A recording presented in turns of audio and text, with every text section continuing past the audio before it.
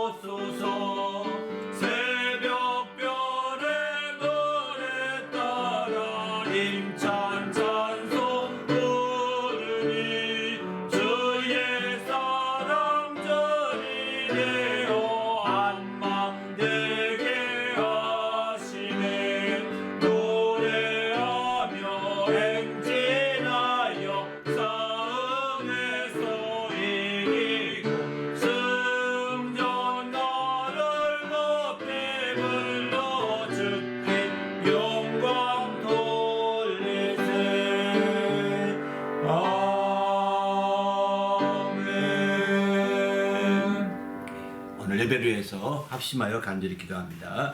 하나님 아버지여 감사합니다. 오늘 또 귀한 시간 주시고 우리 하나님 앞에 나와서 예배하며 영광 돌리게 하심을 감사합니다. 우리가 각처에서 예배할지라도 아버지 하나님께서 함께하여 주시고 성령으로 충만하게 역사하여 주시고 인도해 주셔서 하나된 거룩한 예배가 되게 하시고 우리 하나님을 기쁘시게 하는 귀한 기쁨 귀의 예배가 되도록 우리 성도들 한 분 한 분들의 모든 예배가 창다되고 연락되게 하여 주시옵소서. 그래서 우리 교회가 더욱더 주님을 기쁘시게 하는 교회로 우뚝 설 수 있도록 거룩한 아버지여 이끌어 주시옵소서. 오늘 또 주의와 함께 하시고 거룩한 성령으로 이끌어 주시기를 원하오며 예수님의 이름으로 기도하옵나이다. 하나님 아버지여 감사합니다. 오늘 또 하나님의 성령으로 충만한 예배가 되도록 역사하여 주시옵소서. 성령이 친히 인도하시는 귀한 예배가 될 수 있도록 이끌어 주시옵소서. 진리로 풍성하게 역사하여 주셔서 주님의 진리로 말미암아 생명과 자유함이 넘치는 모든 시간과 순서들이 될 수 있도록 인도하여 주시옵소서. 마치는 모든 시간까지 우리 주님이 친히 함께하여 주시옵시며 성령으로 충만케 이끌어 주시고 나올 때 예수님의 이름으로 간절히 기원하옵나이다. 아멘. 전능하사 천지를 만드신 하나님 아버지를 내가 믿사오며 그 외아들 우리 주 예수 그리스도를 믿사오니 이는 성령으로 잉태하사 동정녀 마리아에게 나시고 본디오 빌라도에게 고난을 받으사 십자가에 못 박혀 죽으시고 장사한 지 사흘 만에 죽은 자 가운데서 다시 살아나시며 하늘에 오르사 전능하신 하나님 우편에 앉아 계시다가 저희로서 산자와 죽은 자를 심판하러 오시리라. 성령을 믿사오며 거룩한 공예와 성도가 서로 교통하는 것과 죄를 사하여 주시는 것과 몸이 다시 사는 것과 영원히 사는 것을 믿사옵나이다. 하늘에 계신 우리 아버지여 이름이 거룩히 여김을 받으시오며 나라가 임하시오며 뜻이 하늘에서 이루어진 것 같이 땅에서도 이루어지이다. 오늘 우리에게 일용할 양식을 주시옵고 우리가 우리에게 죄 지은 자를 사하여 준 것 같이 우리 죄를 사하여 주시옵고 우리를 시험에 들게 하지 마시옵고 다만 악에서 구하시옵소서. 나라와 권세와 영광이 아버지께 영원히 있사옵나이다. 아멘.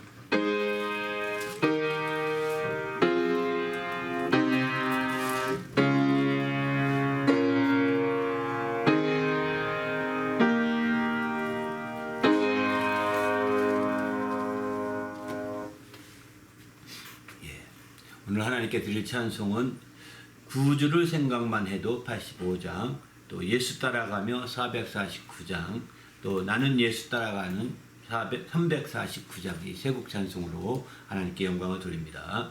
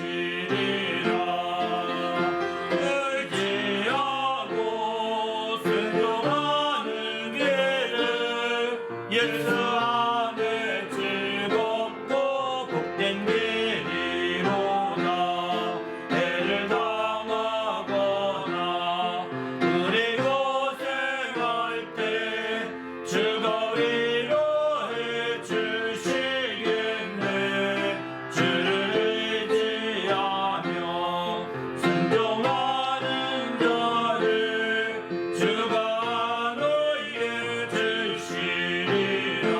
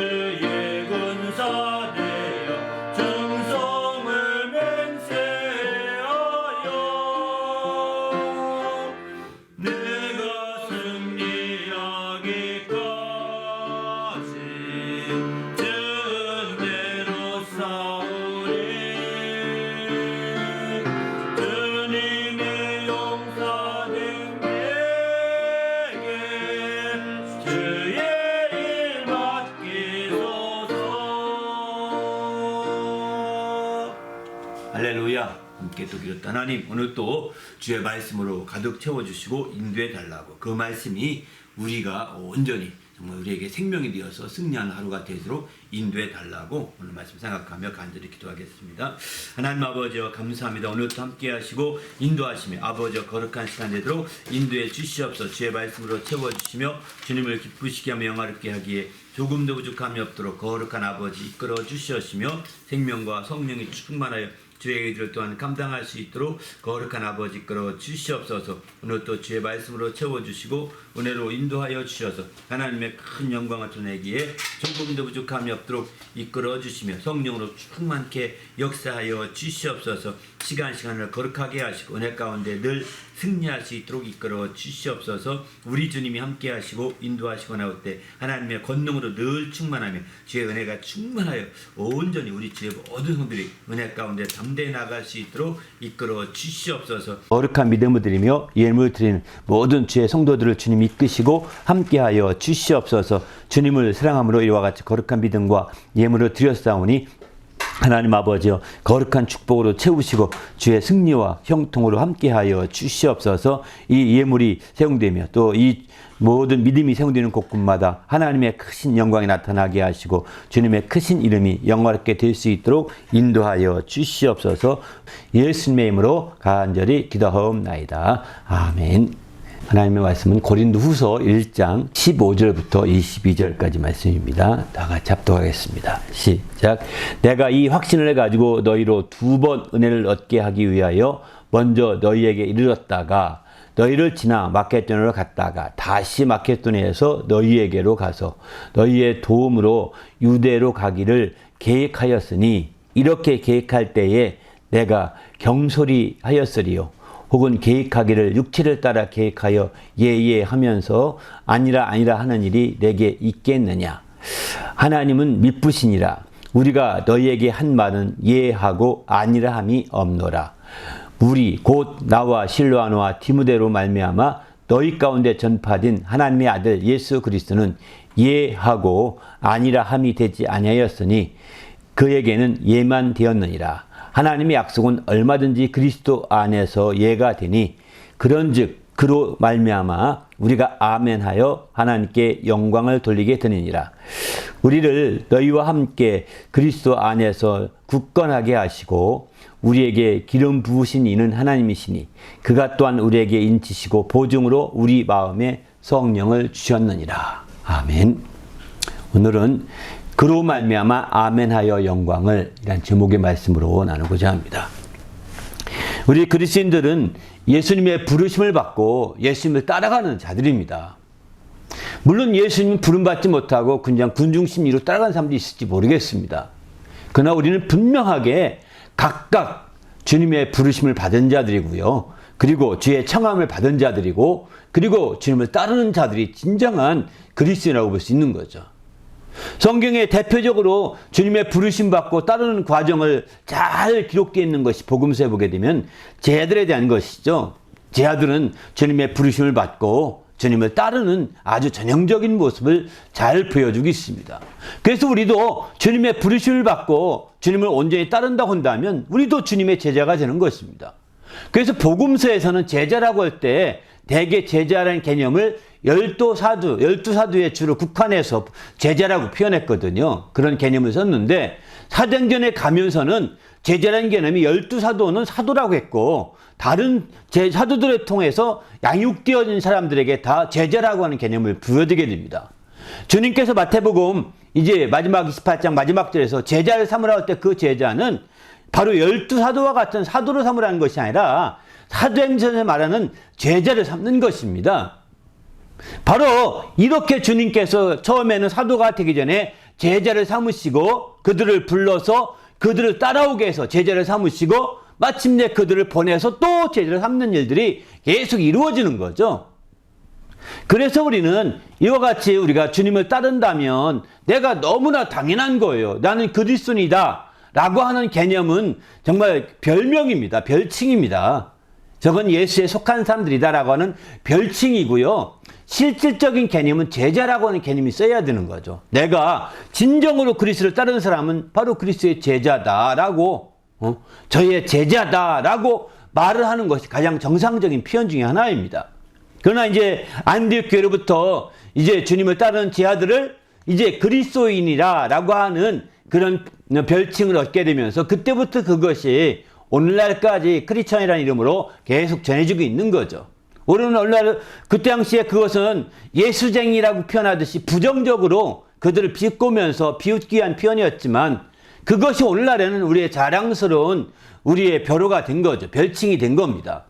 그래서 마침내 나는 그리스도인이다, 나는 크리스천이다, 어디 가든 간에 우리가 이렇게 고백할 수 있는 것은 우리를 그렇게 비우는 자가 없기 때문인 거죠.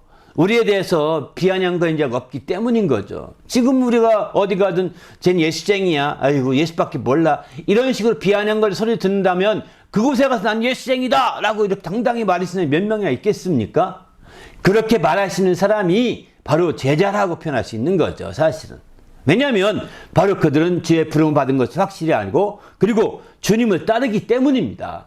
우리도 이렇게 주님의 부름을 받고 따르는 성도가 되시기를 예수님의 이름으로 축원합니다. 할렐루야. 마가복음 1장 20절에 보게 되면은 예수께서 세베대의 아들을 부르게 됩니다. 부르시니 그 세베대의 아들들이 세베대를 품꾼 들과 함께 일하던 그 아들들이 이제 아버지가 세베대거든요. 그 아들인 야고보와 요한이 이제 배를 버려두고 예수를 따라가니라 이렇게 말합니다. 이게 정상적인 거라고요.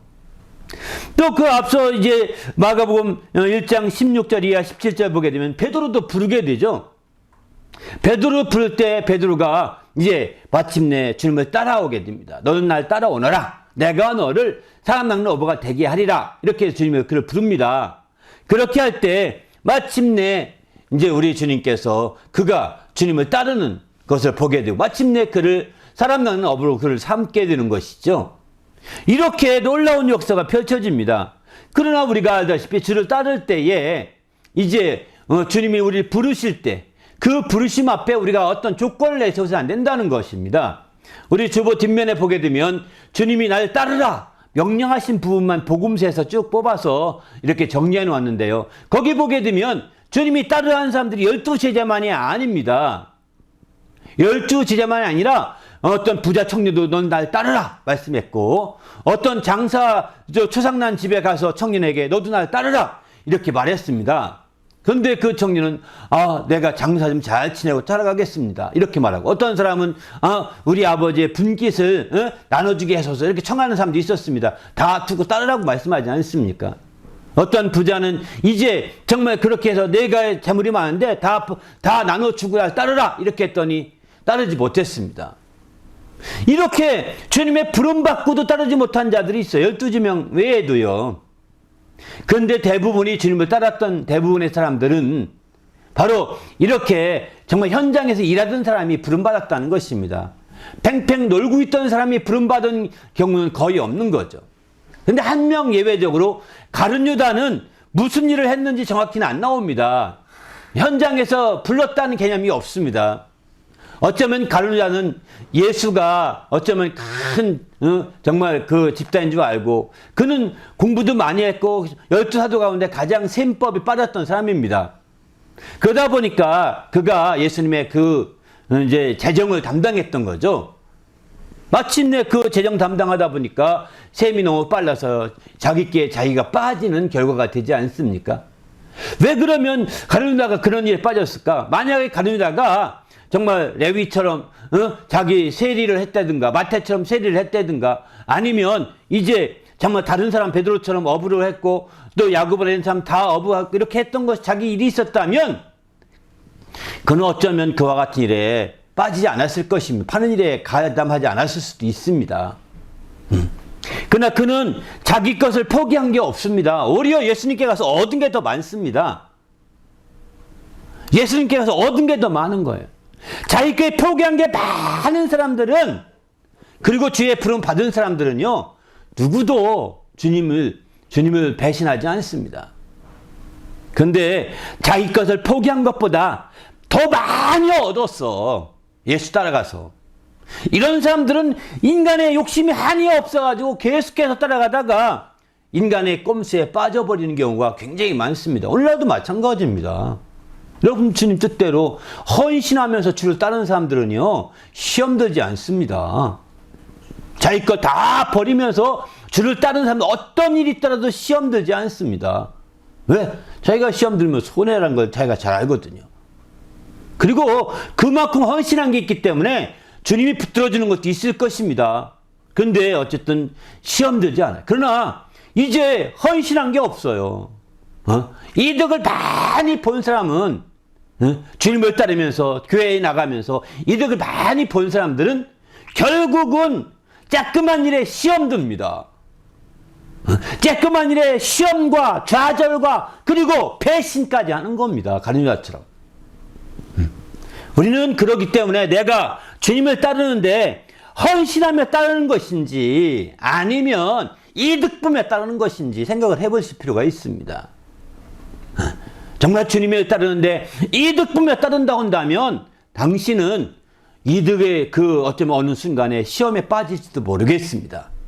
그러나 반면에 당신이 헌신하면서 주를 따른다면 이런 시험과는 거리가 멀 것입니다. 아무리 어려운 상황이 돼도 시험과는 거리가 멀게 여러분이 능히 이기고도 남을 것입니다. 왜냐하면 12사도를 통해서 그걸 잘할 수 있거든요. 우리 모두도 이렇게 주님을 따르는 성도가 되시길 바랍니다. 할렐루야.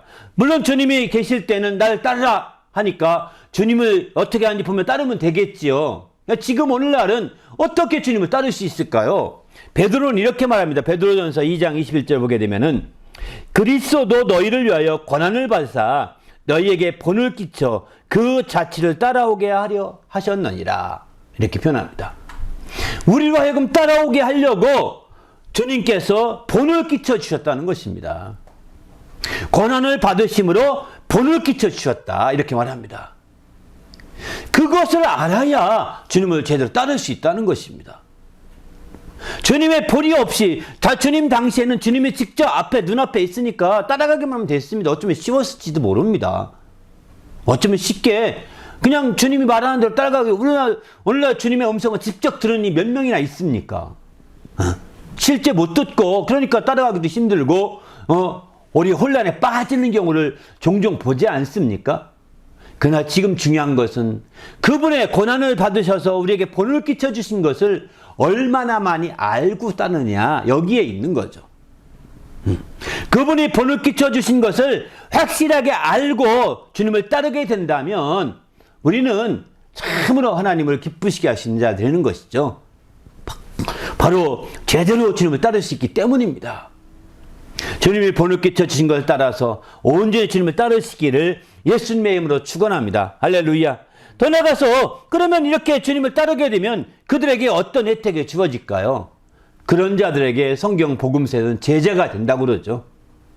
참내 제자가 되라고 이렇게 말씀하시고 또 요한복음 8장 12절 보게 되면은 나를 따르는 자는 어둠에 다니지 아니하고 생명의 빛을 얻으리라 이렇게 말씀하십니다.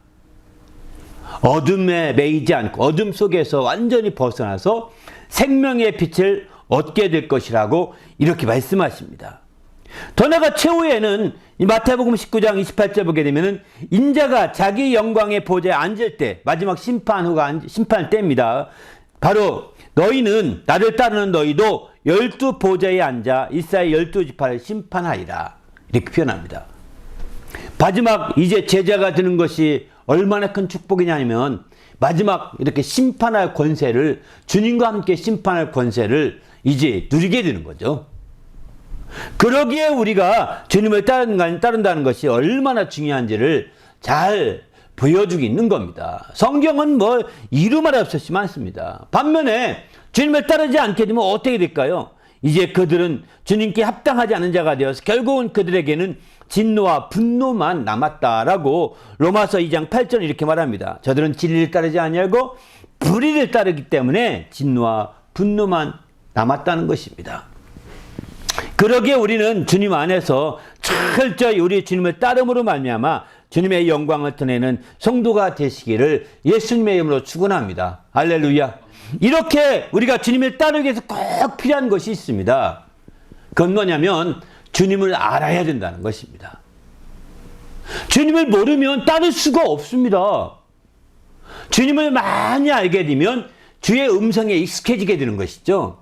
그리고 그 음성을 듣고 우리가 따르게 되는 것이죠. 요한복음 10장 4절에 보면 자기 양을 다 내어 후에 앞에 가면 양들이 그의 음성을 아는 곳으로 따라오되, 그의 음성을 알고 따라온다는 겁니다. 목자를 알고 목자의 음성을 아는 거죠. 따라오되 5절도 보게 되면 타인의 음성을 알지 못하는 거로 타인을 따르지 아니하고 도리어 도망하느니라. 다른 음성은 도망쳐야 된다는 것입니다. 그리고 우리가 주님을 알고 그의 음성을 분별할 수 있어야 되거든요.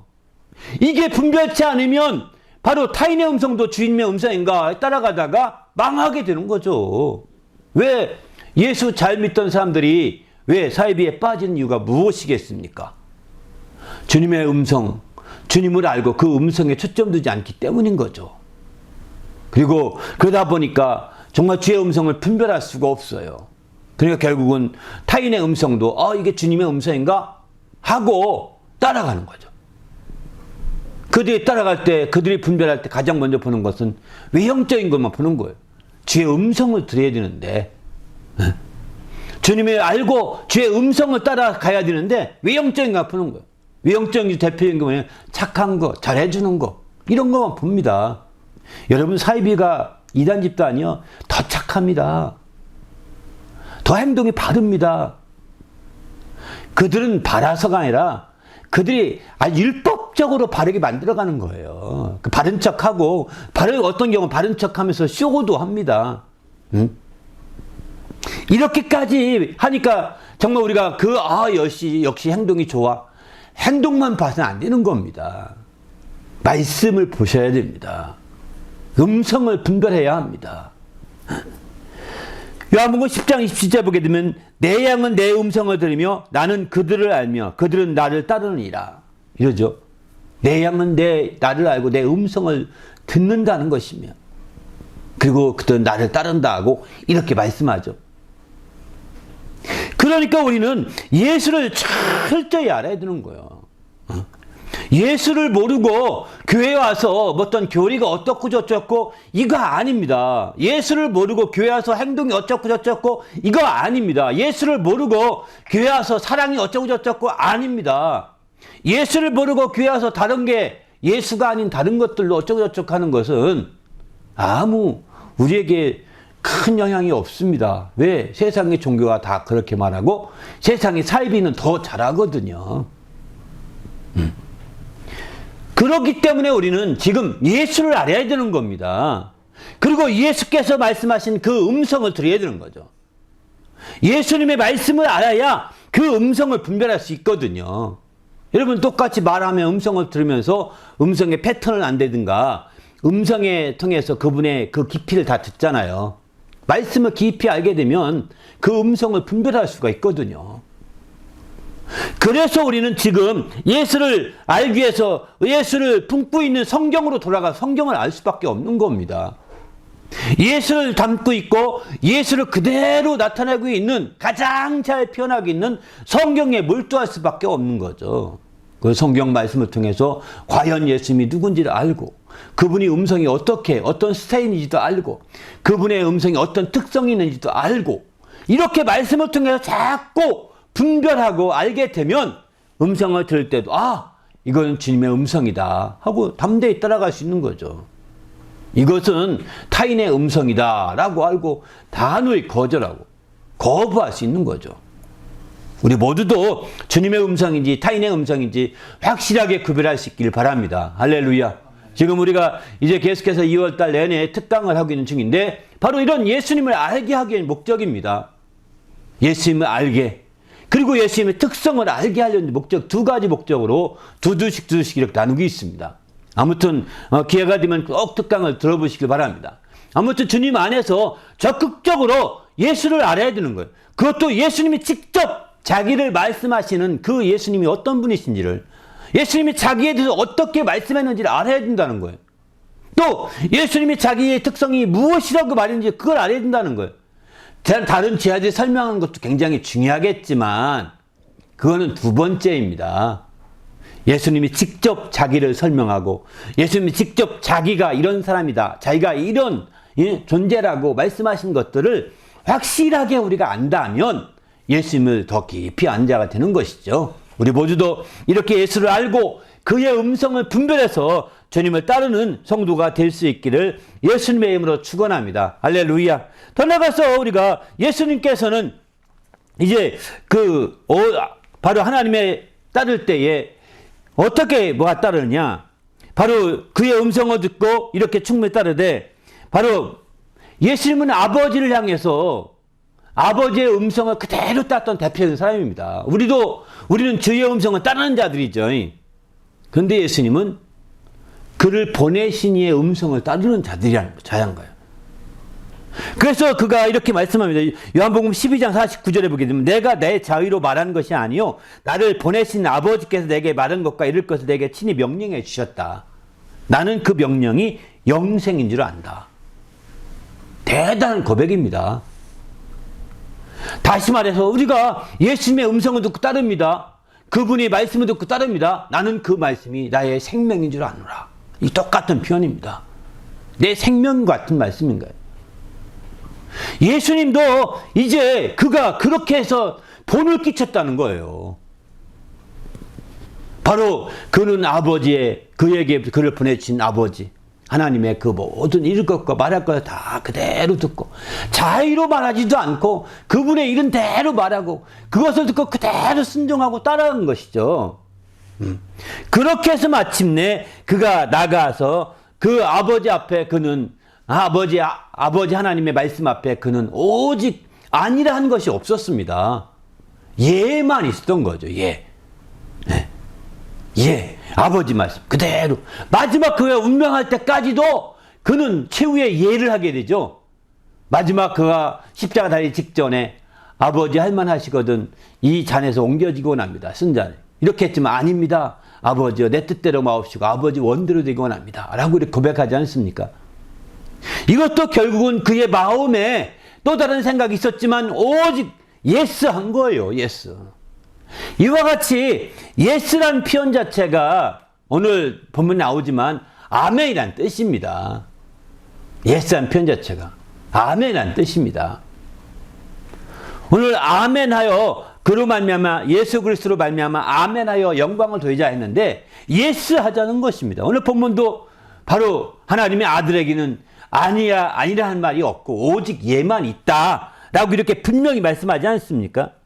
하나님의 아들에게는 예만 있다. 19절 보시면, 하나님의 아들 예수 그리스도는 예하고 아니라함이 되지 아니하셨으니 그에게는 예만 되었느니라.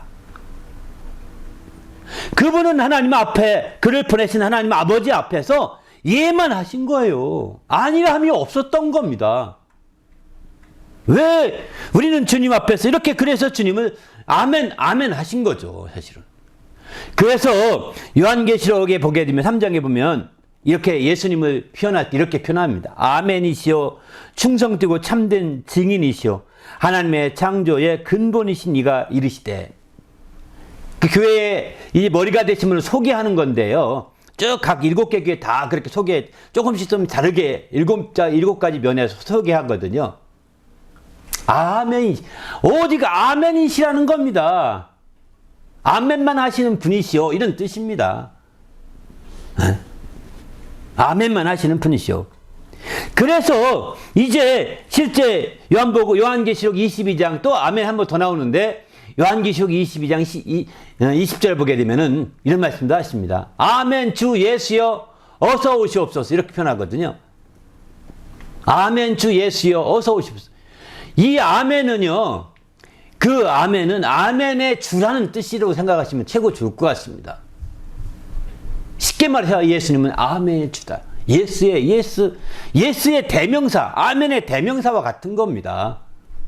그래서 아멘이시오라고까지 표현하시는 거거든요. 아버지 앞에 아멘이시오, 아멘의 주가 되신다는 겁니다. 아멘의 주가 되신다는 거예요. 그래서 우리는 여기서 보통 여기 아멘 주 예수 어서 오십시오, 이건 사도 요한이 표현한 얘기, 그 환영한 얘기잖아요. 사실은 요한계시록을 쭉 복음서를 보게 되면 아멘이라는 단어가 크게는 이제 화답하는 양으로, 동의하는 양으로 예라고 하는 측면에서 기도하거나 말씀을 읽을 때 아멘 이렇게 합니다. 이런 경우가 일반적으로 많이 쓰죠.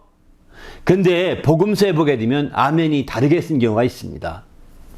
뭐냐면 예수님께서 진실로 진실로라고 할 때마다 아멘이라는 뜻입니다.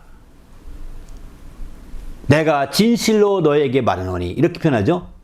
아멘 레고 휴민 이렇게 이 말이에요. 아멘 레고 휴민.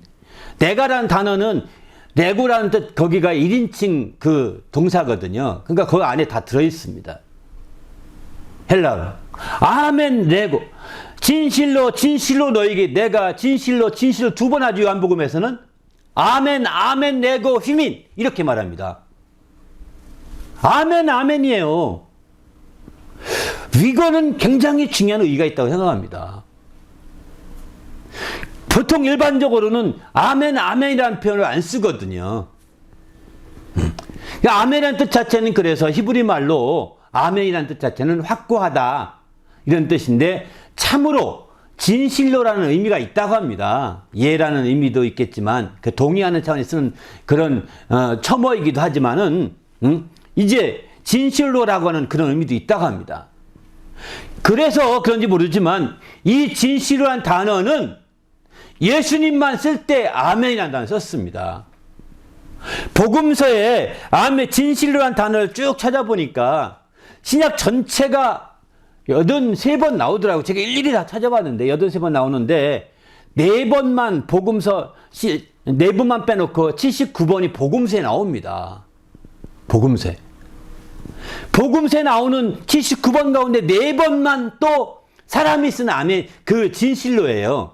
나머지 진실로는 예수님이 내가 진실로 진실로 예수님이 직접 입으로 사용하신 진실로만 있습니다. 나옵니다.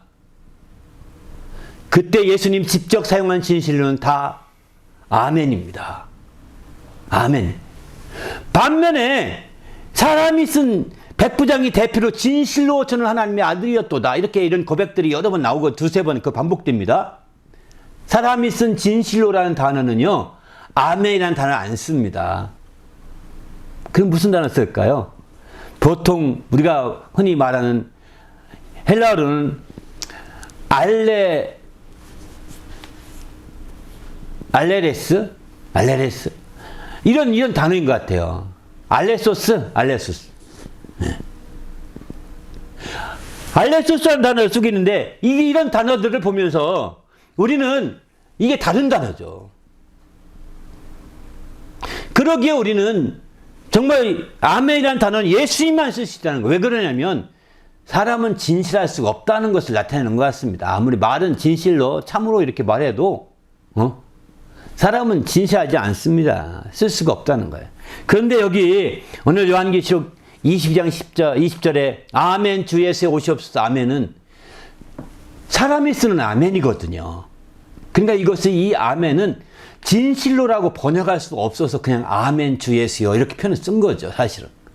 저도 한번 곰곰이 생각 이게 진실로 주 예수여 어서 오시옵소서 이렇게 해도 될 것 같은데 사람의 진실로는 아멘이라고 쓸 수가 없거든요. 알레소스라는 단어를 써야 되는데 그 단어를 쓸 수가 없이 이게 아멘이거든요. 그래서 여기서는 아멘 진실로라고 번역하지 않고 그냥 아멘 그 단어 사람이 썼기 때문에 사람의 쓴 아멘이기 때문에 그냥 아멘이라는 단어 써야 된다라고 생각해서 바로 3장에 요한계시록 3장에 아멘이시오라고 했던 그분을 가르치는 거예요. 아멘이시오 하신 그분이신 주 예수가 오시는구나. 아멘이신 주 예수여 오시옵소서 이런 뜻이거든요. 우리 모두도 예수님 앞에 정말 예수님만이 사용하신 아멘 이 아멘을 한번 깊이 있게 생각해 보시길 바랍니다.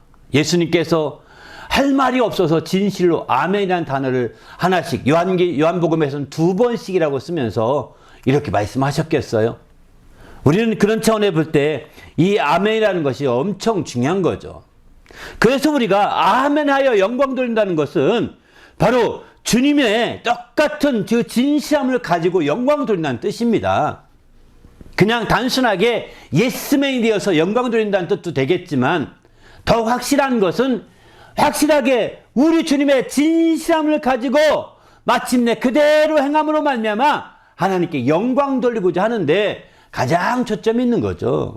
그래서 어떤 말씀이 증거되면 아멘 진실로 그러합니다 이렇게 고백 동조하고 동의하는 양으로 아멘도 하겠지만 내가 진심입니다 라고 이렇게 고백하는 것이죠. 우리 모두도 이렇게 정말 주님의 그런 아멘이 역사가 우리가 펼쳐지시기를 예수님의 이름으로 축원합니다. 그래서 주님께서는 진심으로 아멘 하시며 진심으로 그가 우리 하나님께 나가 순종하시고 하셨기 때문에 그를 가리켜서 아멘이시오 충성되다라고 표현해요. 충성되고 참된 증인이시다 이렇게 표현하고 있는 거죠. 요한계시록 3장 14절은요. 충성되고 참된 증인이시라고. 이게 바로 아멘함으로 그대로 순종하고 정말 노하는 거 없이 예스함으로 그대로 순종하는 것이 이게 충성입니다. 충성은요 노하는 게 없습니다. 분기가 더 강하면 강할수록 노고는 할 수가 없다고 합니다. 불가능한 것도 이제 실행하는 거죠. 군대에서 또 총수를 앞으로 나가 전진해 뻔히 죽는가 하면서 안 나가요? 나갈 수밖에 없잖아요. 노할 수 없는 겁니다. 그래서 군대에서는 말이죠. 아니라는 것이 없다고. 아니라는 것을 가르치지 않는 거죠. 일반 사회에 다른 거죠. 왜? 정말 전쟁에서는 나 가라면 가는 거예요. 죽으라면 죽으라 가는 겁니다. 아니 전쟁에 나가 죽으라 가는데 대부분이 노할 사람이 대부분이죠. 거기서 노해 보십시오. 노하는 경우는 현장에서 총살해도 죄가 아닙니다. 도망치는 사람들은 다 거기 죽여도요. 그러기에 우리에게는 정말 예스라는 것이 신앙 안에서는 굉장히 중요한 거죠. 어느 한 우리가 민주주의 개념이 들어왔고 이런 개인주의 개념이 들어와 보니까 너무나 많이 노후가 팽배해 있습니다. 웬만하면 다 자기 생각을 붙고 웬만하면 다 자기의 이유를 댑니다. 그러나 우리는 주님을 따라가는 군사들이라는 사실을 좀 안다면 당신이 믿음이 있어서 주의 제자가 되어 이런 주의 군사가 됐다는 사실을 안다면 우리는 예스맨이 되어야 합니다. 아니라 함이 없고 오직 하나님의 아들 앞에 예스만 있는 거예요. 예수가 그렇게 했었거든요. 물론 예수님처럼 이거 가면 안 될까요? 이런 의견 낼 수 있겠지만 궁극적으로는 명령에 따르는 겁니다. 명령에 따르는 것. 이런 것들이 바로 충성이라고 보는 거죠. 그래서 주님께서 찾으시는 자들은 다 이렇게 충성된 자를 찾는 거거든요. 그 시편 101편 6절 보면 내 눈이 이 땅에 충성된 자를 살펴 찾는다는 겁니다. 나와 함께 살게 하리니 그런 자들 찾아서 완전한 길에 행하는 자가 나를 따르리로다 이렇게 표현합니다. 주님의 충성된 자를 지금 찾는 거예요. 그들 나와 함께 살게 하시고 그렇게 해서 그들의 충성함으로 완전한 길을 행할 때 그들이 날 더 따르게 된다는 것이죠. 마태복음 24장 45절도 보게 되면은 충성되고 지혜 있는 종이 되어 충성되고 지혜 있는 종입니다. 주인에게 그 집 사람들을 맡아 때를 따라 양식을 나눠줄 자가 누구냐 이렇게 찾고 있는 겁니다. 충성되어야 맡은 일에 충성할 수 있는 거거든요. 그분이 충성되게 역사하셨기 때문에 충성되게 그들이 순종했기 때문에 우리 주님이 이제 똑같이 충성된 자를 찾고 있는 것이죠. 그분이 저희 아버지의 명령 앞에 아멘함으로 이제 온전히 순종하였기에 아버지의 명령 앞에 아니라 함이 없이 오직 예만 그가 하시면서 충성하셨기에 또 이제 주님이 찾는 거예요. 아니라는 사람이 없이 하며 주를 따르는 자들을 찾고 있는 겁니다. 우리 모두가 주님을 정말 주의 찾는 거룩한 성도가 되시길 바랍니다. 할렐루야. 그래서 우리가 적극적으로 주님의 찾음에 합당한 성도가 되어야 되겠죠. 그럴 때 하나님을 기쁘시게 하지 않겠습니까? 우리 모두도 주님을 기쁘시게 하며 영광 드리는 성도가 되시길 바랍니다. 그런데 여기서 이렇게 주님을 정말 예하고 아멘하여서 주님께 충성하고 주님께 순종하되 이제 그 방향이 뭐냐? 영광 돌리는 방향이 된다는 것이죠. 영광 돌리는 방향이. 아멘하고 충성하되 영광 돌리는 방향이 안 되고 자기 이속 챙기는 방향이 된다면 이 사람은 형식적으로 하는 거예요. 호구지책으로 하는 겁니다. 그래서 오늘 본문도 보게 되면 이제 하나님의 약속은 얼마든지 20절에 보면은 하나님의 약속은 얼마든지 그리스도 안에서 예가 되니 그런즉 그로 말미암아 우리가 아멘하여 하나님께 영광을 돌리게 되니라. 이렇게 말씀하고 있습니다. 우리가 아멘하여 충성하고 예예하여 정말 충성하여 순종하되 그 방향이 그냥 형식적인 방향이 아니라 하나님께 영광을 돌릴 수 있어야 된다는 것입니다. 과연 우리가 아멘할 때, 과연 우리가 예할 때 내가 영광 돌리면서 하는 것인지 아니면 내가 그 영광을 취하려고 하는 것인지. 많은 사람들 그러지 않습니까? 독재자 밑에 있는 경우 왜 독재자가 독재 시대는 다 부패하는 가장 큰 이유가 뭐냐면 그 밑에 다른 사람이 다 예의합니다. 거긴 아니라면 없습니다. 독재자 밑에서는. 다 예라고 합니다. 근데 문제는 뭐냐면 그 밑에 있는 부하들이 다 자기 이속을 챙긴다는 것입니다. 오로지 그들이 참으로 독재자 섬기더라도 온전히 자기 이속을 다 뒤로 빼면서 하니까 이게 챙기면서 하니까 진정한 충성이 아닌 거죠. 나중에는 막 온 세계가 그 나라 전체가 부패한 세상이 되어서 무너지는 거예요. 독재 정권. 대부분의 독재 정권 무너지는 겁니다. 이렇게 해서. 이게 뭘까요? 진정한 충성이 아니고 진정한 순종이 아니에요. 형식상으로만 예스맨이 된 것뿐이죠. 겉으로만 아주 충성 경쟁하듯이 하는 것뿐이지 실제는 뒤로 다 빼먹습니다. 그래서 공산주의 가면은요 뇌물이 아주 팽배해 있답니다. 공산 독재잖아요. 일당 독재죠. 그러니까 뭐 변할 게 없고 이제는 그 충성하는 척하면서 뒤로 다 빼먹는 거예요. 다 빼먹는 거예요. 옛날 소련이 무너지고 나서 러시아, 소련이 갔던 적이 있었는데 그때 보니까 그랬다고 하더라고요. 정말 공산주의가 다 공장에 가면은 그냥 그 생산품 하나씩 들고 온대요. 뭐라고 안 넣는데요, 서로가. 이러다 보니까 생산성이 떨어지게 되는 거죠. 이게 다 뒤로 빼먹는 거죠. 충성이 아닌 거죠. 그래서 그들이 다 결국은 무너질 수밖에 없던 거고 모든 독재 정권들이 다 그렇습니다. 우리는 그래서 정말 이 모든 부분에서 정신을 바짝 차려야 되는 거죠. 우리가 예수님 하나님 아버지께 충성한다고 하면서 정말 주님의 충성되어 찾으시는데 우리는 아멘을 했어요. 예 했어요. 그 뒤로 빼먹어. 교회에서 뒤로 빼먹어. 교회 헌금을 모아서 다 재산 만든 다음에 자기 자식들에게 그 막 큰 기업체 만들어 하나씩 줍니다. 그리고 맡깁니다. 그 재산 때문에 결국은 자기 자손들에게 상속시켜 주려고 합니다. 재산이 없으면 그렇게까지 안 했을 텐데. 이게 다 빼먹은 거예요. 충성이 아니. 겉으로는 충성한 척. 충성합시다. 합시다. 이렇게 유도하지만 다 사실은 그거는 어리석은 거죠. 자기 이익을 취한 겁니다. 자기의 영광을 취한 것이죠. 하나님께 영광 드리는 방향이 정확히 안 돼 있다는 것입니다. 우리 모두가 하나님께 영광 드리는 방향으로 확실하게 되시기를 예수님의 이름으로 축원합니다. 할렐루야.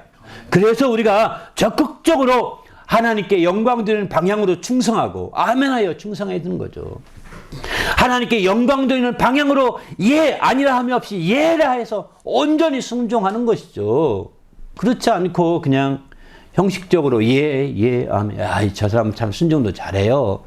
사람들에게 보이려고 하나님은 다 판단하고 계십니다. 뒤로 호박씩 까는 거 다 아십니다.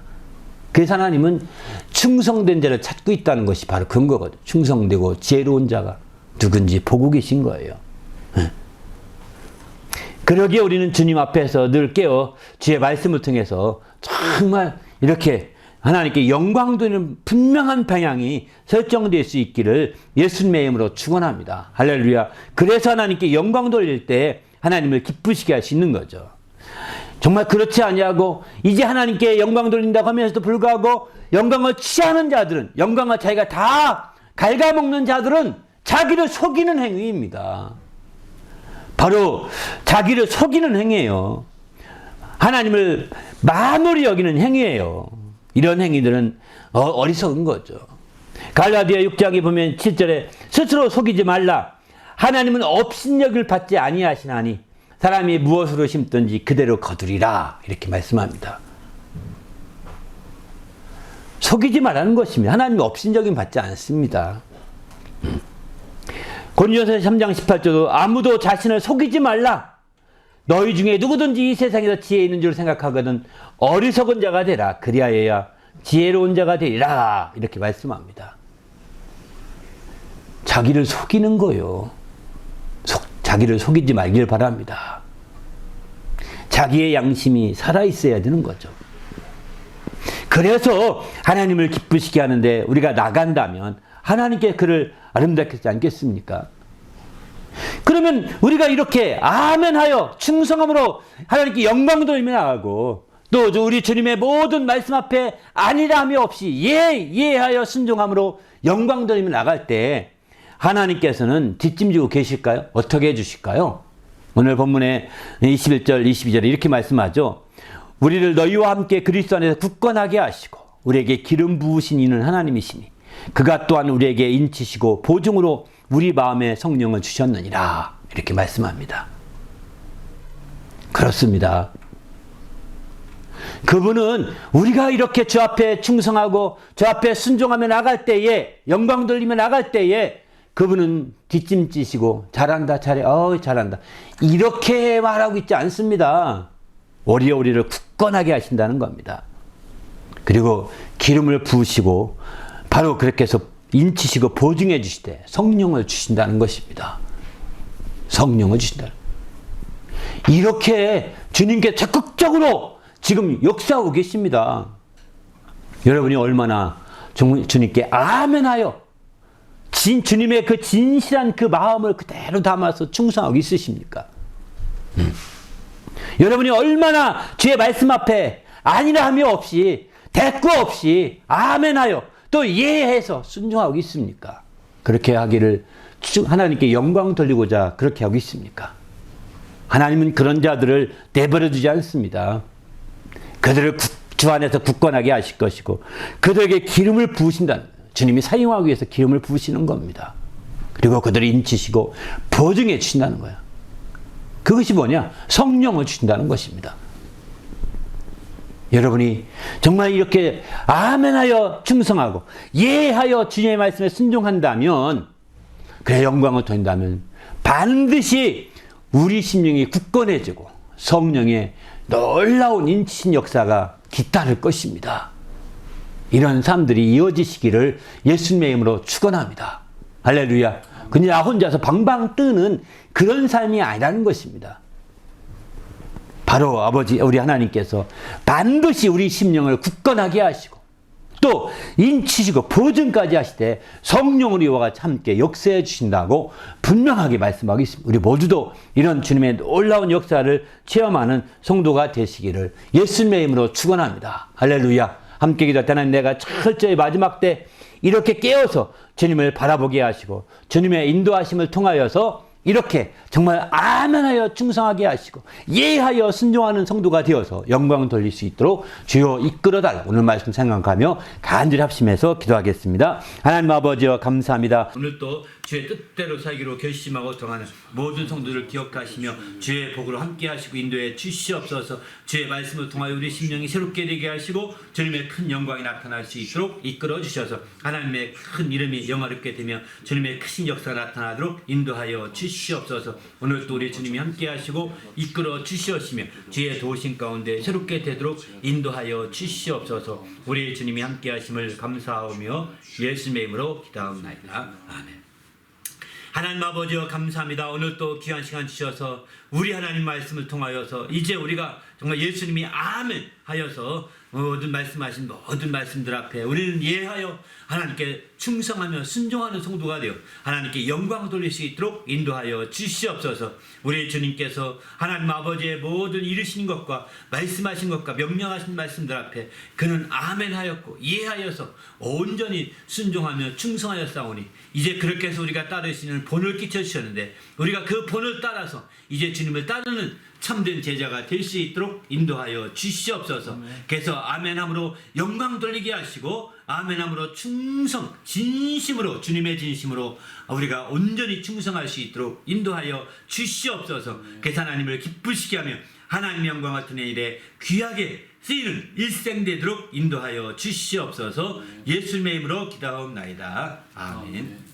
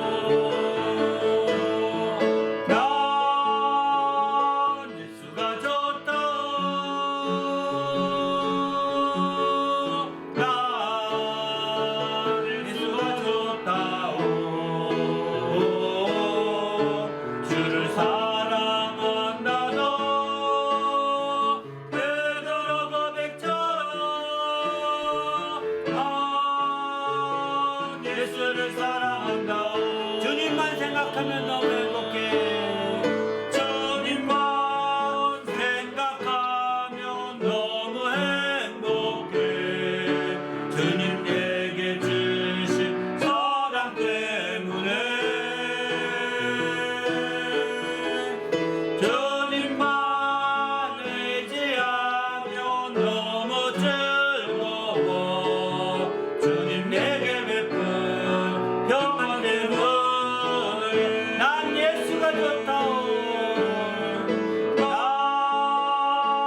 예수가 좋다오. 난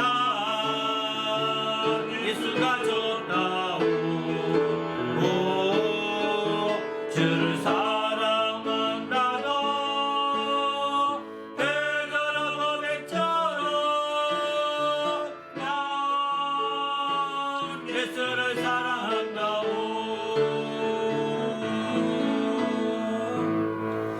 할렐루야. 기도하십시다. 이제는 우리 구주 예수 그리스도 내와 하나님 아버지의 크신 사랑과 성령님의 그 교통하심이 이제 하나님의 말씀 앞에 오직 아멘하여 또 예하여 순종하며 충성하기로 그래 영광 돌리기로 결심하고 들어가는 모든 믿음의 성도들 위에와 그 가정과 교회 위에 지금부터 영원토록 함께 있을지어다. 아멘.